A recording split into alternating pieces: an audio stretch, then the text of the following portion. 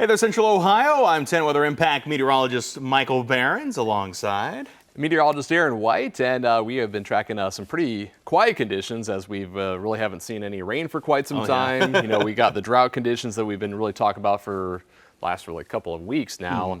And some rain would be good, although we are enjoying the sunshine and the warm weather that we are still into summertime. We got the warmth, we got the heat coming in. Yeah. And eventually, though, we are talking about some rain chances. Yeah, like you said, we desperately need some rain here. Yeah. It's been double-digit days now since we've really seen any kind of meaningful rainfall here in Central Ohio, and the heat's been building this week. Yeah, and it's been interesting looking back at August. I was looking back at some of the numbers. We were the fifth driest on record for Columbus. We had just about 0.6 of an inch of rainfall, but for the state of Ohio, it was actually the driest on record for the month of August. So some rain will be good, and we are tracking that. So as we dive into the forecast here, going through the next several days, we are going to still see the dry conditions here with the sunshine as we are counting down to the official start of fall coming up here on Monday. The 22nd, the average high is right around 76 degrees. We are going to be above that. We got 80s in the forecast here for the next several days. And then eventually, though, those average highs are dropping through the fall season down to the 40s. And as we head towards Christmas, now less than 100 days from today, average highs are into the upper 30s. But we don't have to worry about that chilly weather for quite some time. We got the warm weather to enjoy here this afternoon. Temperatures are up into the 70s and 80s. We were into the upper 60s earlier this morning, and we are going to continue to warm up here as we go through today, up into the mid to upper 80s. Plenty of sunshine is in the forecast here for this afternoon. After some clouds this morning and into the early afternoon, we are going to see the sunshine and then clear skies later on tonight as temperatures will eventually cool back down into the 60s and may briefly get into the upper 50s here for late tonight into tomorrow morning. So a little bit on the cool side, but not as chilly as we had just a couple of weeks ago when we had some overnight lows in the 40s. But don't have that in the forecast right now. But eventually, as we get through later September, and of course, going into October, we will likely see some more cooler conditions coming in. But for now, the trend is to keep us on the mild side here for the rest of the month, as temperatures will likely turn out to be near to above normal. So that means highs in the 70s, and we got highs in the 80s here for the next several days, and maybe even a run at 90 coming up here on Friday. Now, as we go through the hour-by-hour forecast going into tomorrow, we are tracking at least some clear skies here for the next couple of days. Going into the overnight hours, we are going to see pretty clear skies, a few scattered clouds. And then by Thursday morning, we got a lot of sunshine in the forecast here for the day, a few scattered clouds into the afternoon. And then that likely will continue into Friday. But eventually, we are going to start to see a change here by the weekend as we have the chance for some moisture to build in here as we go through even Saturday. This is going into early Sunday morning. You can see some blips of green around, meaning that we could see a couple pop-up showers, maybe a thunderstorm. But the next chance that we have for anything that could be somewhat substantial, that looks to arrive late Tuesday and going into the middle of the week here by Wednesday, about a week from today. But again, it's a week from today, so still pretty far out to really have an idea of exactly what's going to happen, if it's going to hold together, if it's going to go through Ohio, or if it's going to track to our south, track to our north. Hopefully, this trend continues to bring it right through here and give us some good moisture as we head into the middle of next week, as some indications are showing anywhere from a ½ an inch to 1.5 inches of rainfall, which would be really beneficial. But again, it's still a week from today, so don't want to really set in stone what's going to happen with that. But it is something that we're going to keep an eye on here for the next several days. Otherwise, the trend above normal temperatures here with 80s in the forecast. And then after that system, it does appear like as we finish off September and go into the 1st of October, dry conditions will prevail once again. So if we can get that moisture in here, at least give us something until we maybe see some more systems going into the month of October. As we go through the 7-day forecast, though, sunshine, that's the name of the game here for the next several days. Upper 80s in the forecast here right on through your Thursday. And then there you go, Friday, 90 degrees. And hopefully, if you're not a fan of the heat, that might be our last 90-degree day for a while before we start to cool things down heading into The weekend, a little bit back to the mid 80s, and then we even have upper 70s with that system. We're watching that chance right now. We're going to keep it about 20 to 30% here for Tuesday of next week, maybe a little bit higher chances going into Wednesday after the 7-day forecast. But some rain would be good, but can't complain too much about the sunshine either. I mean, you can't complain about the sunshine, but the farmers are really needing that rain here at the end of the year, and it's just not looking good for them to get much of it. Yeah, especially getting that good soil moisture as we head into the rest of the fall season, and as we go into wintertime. Having at least some soil moisture is good for the spring. So hopefully we'll at least get some rain. Whether that system pans out next week, but maybe October and November will look a little bit better. Yeah, hopefully so. I mean, we're certainly dealing with the drought, not as bad as the drought we had last year. Yeah. So I mean, that at least is a benefit. It's been a late summer drought versus an entirety of summer drought. Yeah, I know, because we had extreme to even exceptional drought conditions literally a year ago today, and seeing the drought conditions start to get worse now. Hopefully it's not a sign of what's going to be happening in October and November. Yeah, absolutely. We're going to keep our eyes on it. And speaking of keeping our eyes on the weather, the pattern has been, like I said, very quiet here recently in central Ohio, but you don't have to ask a meteorologist twice about the importance of weather radar. And when it comes to warning the public about severe weather like tornadoes, every second counts. Yeah, that's right. And currently the National Weather Service is using decades-old technology to scan the skies. CBS's Dave Malkoff reports on why a new system has run into severe headwinds. From hundreds of tornadoes to massive hailstorms, severe weather is impacting every corner of America. Today, it's radar like this in your region that scans the skies looking out for you. It allows forecasters to send life-saving warnings for severe storms, hurricanes, floods, and tornadoes. But that technology is old and needs an update. All right, let's check it out. All right, go ahead. This staircase takes you up and into the future. The only radar like it in the country.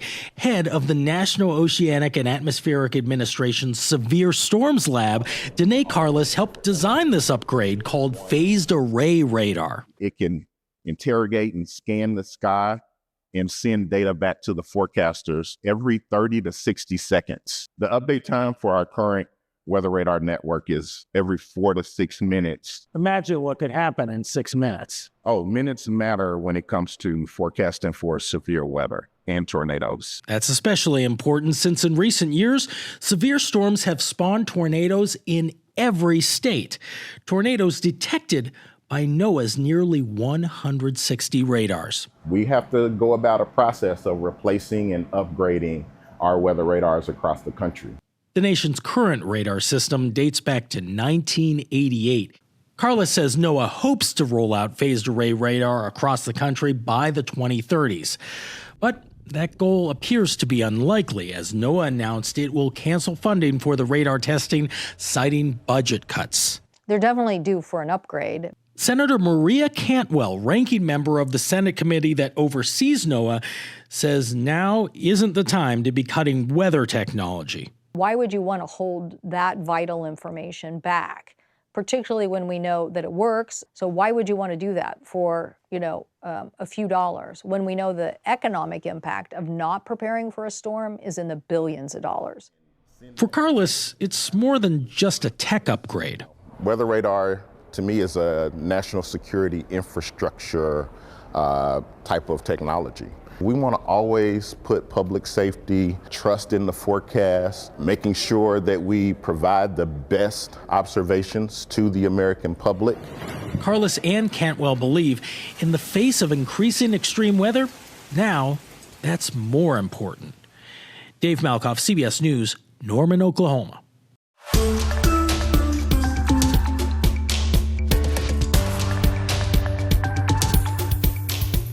Let's turn now from the weather to some stories about our environment, starting first with the news that federal EV tax credits are coming to an end. Yeah, this saving you money this afternoon. If you're looking to buy an electric vehicle, you have less than 2 weeks to actually do the purchasing there, left to do so to qualify for the federal tax credit. That's a $7,500 credit if you buy new and up to $4,000 if you buy a used EV. The The credits were originally set to expire at the end of 2032, but now expire September 30th. And because of the so-called Big Beautiful Bill, which President Trump signed into law in July. Yeah, and industry experts want you to keep in mind that while the federal tax credits are coming to an end, there may be options at the state and local level. This website you're looking at here is the Electric for All website that allows you to see what incentives might be in your area. So we'll go ahead and put in our zip code here for the station, 43215. That website mentions credits that are available for EVs themselves and for those who want to install a charging station. The nonprofit behind the website also says to keep in mind that you can qualify for those federal credits without getting the car before the deadline. You can just sign a contract, make a down payment. This is both for leases and purchasing. And now that means you don't have to drive off the lot to take advantage of those federal tax credits. We do have a link to the website Electric for All on 10tv.com/featured links. Yeah, while EVs can help reduce emissions that are harmful to the environment, so far humanity is still dealing with more impacts than the climate improvement. A new study actually has found heat fueled by climate change led to an additional 16,500 deaths in Europe this summer. Yeah, researchers used climate models and weather data as well as mortality data and peer-reviewed research methods to calculate how climate change influenced temperatures and deaths across 854 cities. They also found out climate change was responsible for 68% of the more than 24,000 estimated heat-related deaths this summer. Researchers noted that these figures are likely on the low end since cities only make up about 30% of Europe's total population. The study published Wednesday by the Imperial College of London and London School of Hygiene and Tropical Medicine. And another impact from climate change can actually be irregular patterns of rain and drought. And we're, of course, been seeing that here across Ohio. And Michael, what else can you tell us about the drought? Because it's been interesting as we had so much rain back in June and July, and then it all dropped off. Yeah, it all kind of dropped off at once, really, because I mean, we were doing just fine. We had more than enough rain in June. We had more than enough rain in July. So that meant the summer as a whole didn't really end up that dry, but then it just shut off in August. The top 5 driest August out there in the month of August, of course, and then now into September, that pattern has continued. The only rain we picked up all the way back on the 4th, that was just a 1/4 inch of rainfall that came down across the region. And since then, we've just continued to trend drier and drier, pushing us into that definitely very dry category for the month of September. Now down about 1.5 inches of the rainfall that we should usually have by this time of the month. We should be up to about 1.76 inches of rain, and like we said, just haven't seen it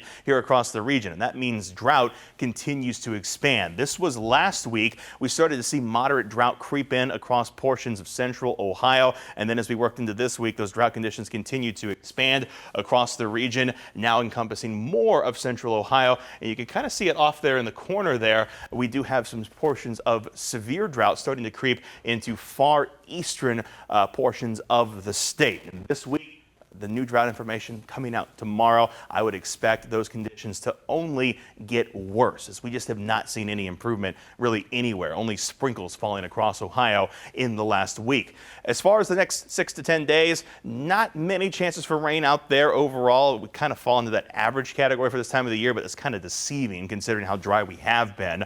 Once we take a look at the 8 to 14 day outlook, that drier than average pattern continues to stay locked in beyond our 7-day forecast. And then even beyond that forecast, the next 3 to 4 weeks, still looking to come in well below average when it comes to rainfall here in Ohio. Just not getting any real break when it comes to chances to break this drought right now. Yeah, which has been, of course, very unfortunate. I mean, the only thing that is positive is, it's kind of the timing with the harvest. It's good to not have too much rain as the farmers can get everything picked and get ready for, the fall harvest here over the next few weeks into October. But as we mentioned earlier, getting some good moisture, getting some good rainfall to after the harvest to lock in the soil moisture for, of course, the spring planting. Yeah. That's what's needed now. Well, one of the problems too is that the rain kind of shut off in August. So I mean that they kind of want that rain at the end of the year to kind of boost the yields. But you want it dry for harvest, wet toward the end. Yeah, so kind of like timing is not dry got here too soon. But the other problem is with it being dry for so long, you're gonna have to contend with the potential for fire when you get into harvest season. Yeah, which is obviously very unfortunate, and hopefully we don't have to worry about that too much around here. We'll be watching that, of course, but still really keeping an eye on it and really crossing our fingers for early next week. Yeah, absolutely. And because of these dry conditions we're experiencing, Delaware County is now asking their residents to actually limit their water usage. Yeah, and this is all in an effort to ensure there's enough drinking water available in the next couple of weeks. And 10 TV's Bryn Caswell explains how you can help. 6 million gallons of water a day. That's how much water Delaware County water officials need homeowners to start trying to save. Back here, we don't water, and it's really, really brown. Becky Litwack understands making sacrifices for the greater good, even if it means dead grass and fainting plants. I love the green grass, but it's fine.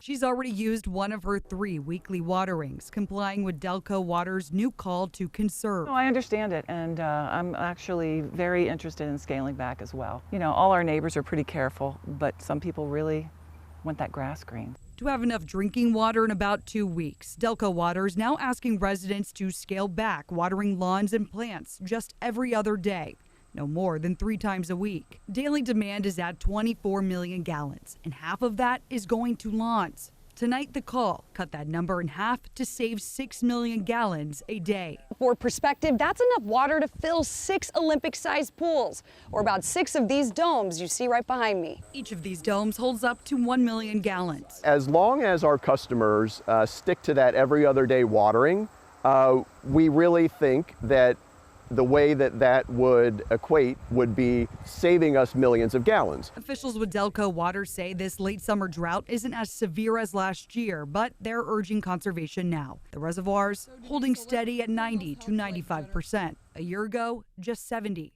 This is fuller than it normally is. Normally at this time of year, our reservoirs are a little depleted. They are fuller this year because of all the rain that we had in June and July. Which is a good thing.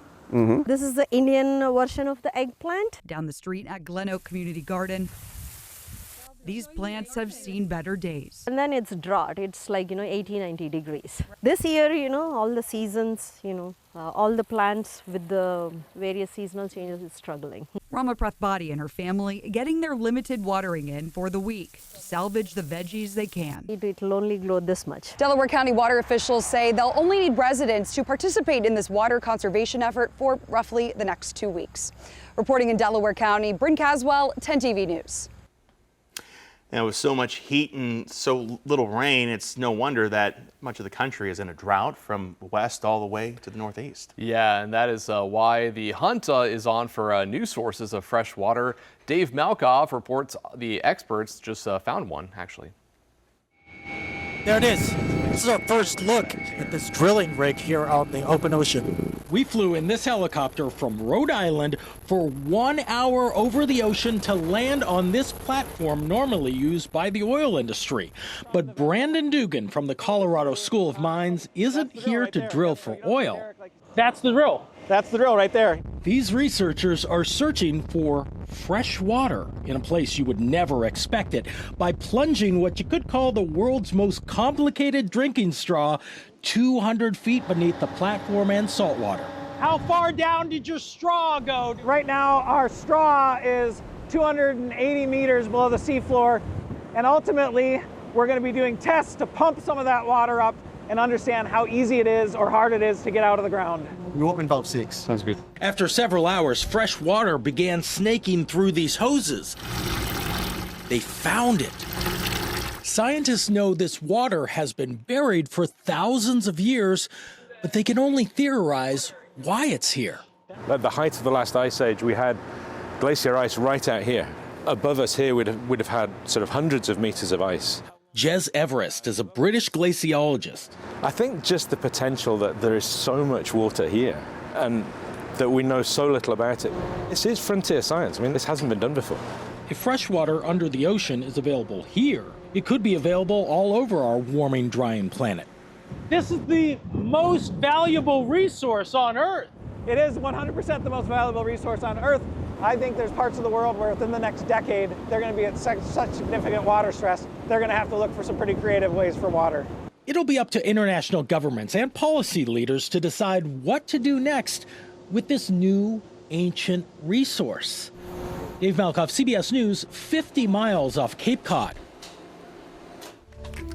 And finally today, let's check out some new video into us here at 10 TV. First amazing video of a water rescue out of Utah. This was from Saturday, September 13th, just after 4 p.m. Emory County Dispatch received a call stating there was a person stuck in a wash with a flash flood located on Airport Road, the south side of Green River, Utah. Wow, just a wild video, just seeing that. But at least they were able to rescue. And Deputy Josh Oppa and Green River citizen Kent Nelson jumped into the raft and were able to paddle to the subject. And once the life jacket was placed on the subject, he was pulled to safety, and the subject was then transported to a local hospital with minor injuries. And they wanted to give a huge thank you to Green River Fire Department, Green River City Public Works, and the Utah Highway Patrol, Classic Air Medical, and just a lot of people involved in just getting that rescue underway, and thankfully just minor injuries reported. Yeah, I mean, the power of water is really something you don't want to mess around with, especially flash floods. And a lot of times out west, people get into these areas where it's dry and there's no river there even, but even a rainstorm that doesn't hit you hits north of you or up river from you, it'll just all come rushing at once. Yeah, because we've seen that happen a lot where you get those higher elevation rainstorms and everything, and it just all comes down the mountains and all of a sudden turns into a flash flood in many areas out west. Yeah, like I said, thankfully he was able to be rescued there with only minor injuries. And to wrap up today, some wild video, also out of nature, but a little bit cuter, a little bit more, well, same danger. I saw this one. This is very cool. A mother bear with her 2 cubs caught on camera confronting a man at his truck. They were vacationing in Wild Oaks Resort by Venture Smoky Mountains. After the man backed off, the mother bear took the cooler, ran off with the food. I mean, gotta get the food, right? There he goes, just up in the truck, knows exactly what she's looking. I don't think this is her first cooler. No, definitely not. Yogi Bear she's a pro. Yeah, definitely a pro. Got to get us a picnic basket. Yeah. Hey, you gotta feed the cubs. Hey man, like watch here right at the end. You'll see the bear come around the front of this truck, and they just go sprinting back off into the woods. There's baby bear hanging around there. And there goes Mama Bear, says, "This is mine. Yeah, it's mine now. Lunch is served." Hopefully they weren't too upset about the lost cooler. Yeah, I said they must have good sandwiches food in there, maybe. Yeah, sure is good. There you go. Yeah. And you know what else is good to go? What's that? Well, the rest of your afternoon, because that's the end of our Weather Impact Show. And while we might not have a lot of weather coming up in our immediate forecast, we are keeping close tabs on the heat and, of course, chances for rain. Chief Meteorologist Jerry Martz, he'll be here later this evening to get you up to date with everything. For now, you can find more information online at 10tv.com.